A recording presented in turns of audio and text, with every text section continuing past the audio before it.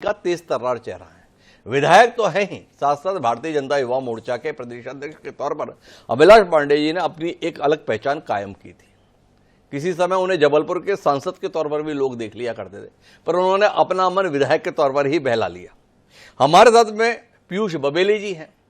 Congress party का विचारवान चेहरा है, प्रखर पत्रकार रहे, पर पिछले लंबे अरसे से कांग्रेस की पैरवी अलग अलग जगहों पर करने के संदर्भ में हम उन्हें देखते आए हैं।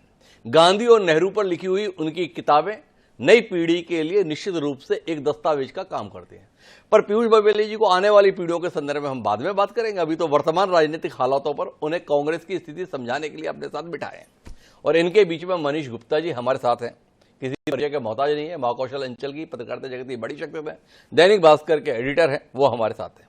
चर्चा की शुरुआत डॉक्टर अभिलाष पांडे जी आपके साथ करते हैं और आपसे समझना चाहते हैं कि इस बार महाकौशल अंचल में भारतीय जनता पार्टी ने नए प्रयोग किए हैं।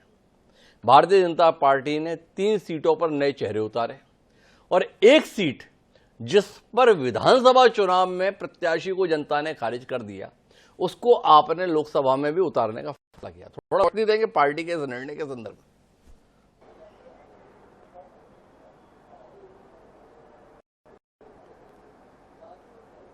मैं आपको बता दूं कि भारतीय जनता पार्टी ने जो फैसले किए हैं वो निश्चित तौर पर भारतीय जनता पार्टी ने अपने योजनाबद्ध तरीके से अपनी सारी रिपोर्ट्स को ध्यान में रखते हुए और साथ ही पूरे सर्वे के आधार पर ही भारतीय जनता पार्टी ने ये फैसला किया है।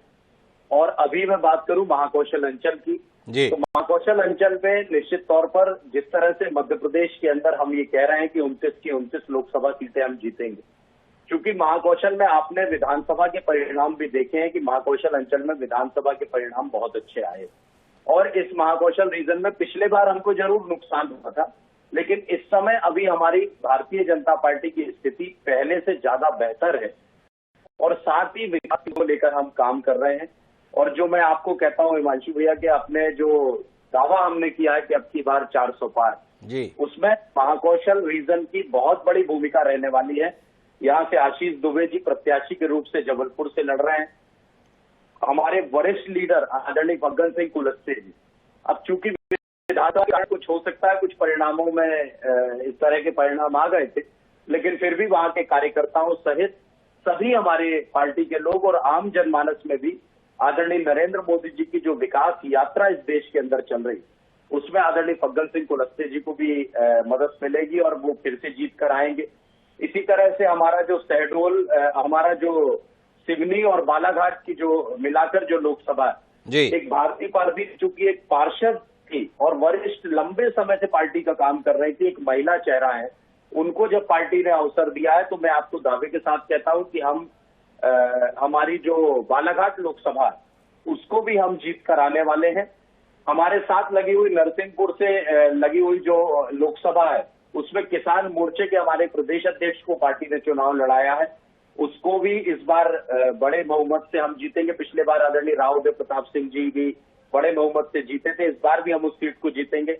इसी तरह से हमारे साथ हमारे युवा साथी बंटी साहू जी थे, 2 बार आदरणीय कमलनाथ जी से उन्होंने चुनाव लड़ा है, लेकिन इस बार लोकसभा चुनाव पर वो हैं। और मैं आपको विश्वास पूर्वक कहता हूं कि जिस तरह से हमारा प्रदेश और केंद्रीय नेतृत्व इस बार पूरी ताकत से उस सीट के लिए लगा हुआ है, आदरणीय जेपी नड्डा जी हो, आदरणीय अमित शाह जी हो, खुद आदरणीय मुख्यमंत्री डॉक्टर मोहन यादव जी हो, आदरणीय वी.डी. शर्मा जी हो, लगातार जाना और कैलाश विजयवर्गीय जी का वहां पड़ाव करना इस बात का इंगित करता है कि इस बार हम उन चारों जो हमारी ये सीटें जो है उसमें पुनः हम छिंदवाड़ा को भी जोड़ेंगे और हम चारों सीटों पर महाकौशल में कमल खिलाने वाले हैं और हमारे भारतीय जनता पार्टी के प्रत्याशी जीतकर आने वाले हैं। अभिलाष जी, 2-3 सवाल हैं आपसे। जितने आत्मविश्वास के साथ आप ये बता रहे हैं कि हम जीतेंगे, तो फिर अगर जीतने के इतने अच्छे हालात थे तो ये कांग्रेसियों को अपने यहां पर जगह देने के लिए इतने लालायित आप लोग क्यों हुए? पहले तो ये बताओ, अपने कार्यकर्ताओं के दमखम पे भरोसा क्यों नहीं रहा आपको? क्यों आपको दीपक सक्सेना की जरूरत पड़ी? क्यों चौधरी चंद्रभान से काम नहीं चल रहा था आपका? दूसरा आपसे जानना यह है कि वो अजय विष्णु जी चिल्लाते रह गए, भूल जाएंगे हम कि इन्होंने क्या किया था, ऐसे व्यक्ति को आप प्रत्याशी उतार दिए। तो थोड़ा एक तो इसे जानना है, और दूसरा आपसे ये जानना है कि पार्टी ऐसी जिद पर क्या है जो जनता के फैसले को मानने के लिए तैयार नहीं है। भाई 3 महीने पहले विधानसभा चुनाव हुए, फग्गन सिंह कुलस्ते सांसद और केंद्र में मंत्री रहते हुए, वो भी मोदी जी के मंत्रिमंडल के मंत्री रहते हुए, विधानसभा का चुनाव अपने गृह क्षेत्र से हार गए। निवास इलाका है, पिछली बार उनके भाई हारे थे, इस बार खुद उतार के देख लिए, वो भी निपट गए, तो अभी आप उन्हें उतार दिए। बंटी साहू का आप जिक्र कर रहे हैं, आपके युवा नेता है, बढ़िया नेता है, पर आप देखो ना, कमलनाथ जी के हाथों लगातार 2 चुनाव तसल्ली से आ रहे, आत्मा से नहीं आ रहे अभिलाष जी।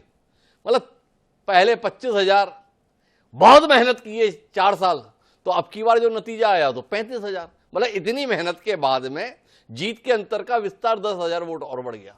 तो डॉक्टर अभिलाष पांडे, हमें केवल इतना समझा दो कि आप जीत की उम्मीद इसके बावजूद भी कर कैसे ले रहे हो, क्या सेट किया है जिसके चलते अभिलाष जी कह रहे हैं फिर भी जीतेंगे चारों हम ही?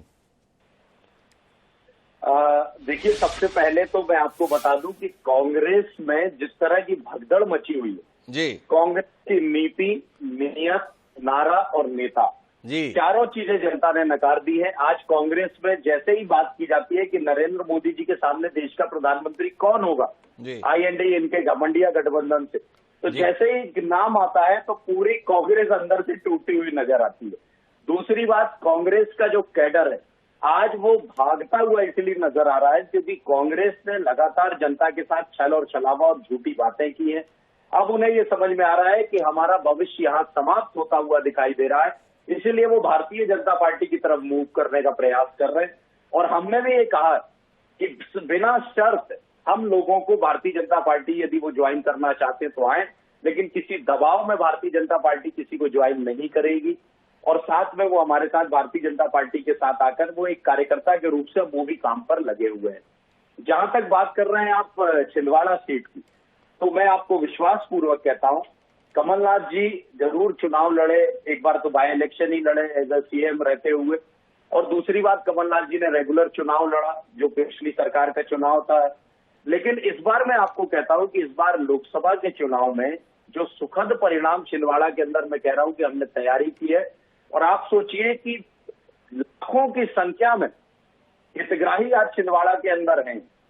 जो प्रधानमंत्री आवास का जो मैच्योरिटी ग्रांट का जो पैसा कमलनाथ जी ने वापस कर दिया था, भारतीय जनता पार्टी की सरकार आते ही उन गरीबों के सबके मकान बनाने का काम छिंदवाड़ा के अंदर भी भारतीय जनता पार्टी ने किया। इसीलिए मैं आपको कहता हूं कि वहां की जनता ये विश्वास कर चुकी है कि भारतीय जनता पार्टी के साथ ही चलना हमारे भविष्य को भी तय करेगा। आने वाले अभिलाष जी, एक सवाल करूंगा, उसके बाद पीयूष जी के पास चलूंगा। वो छिंदवाड़ा में आपने बताया हितग्राहियों की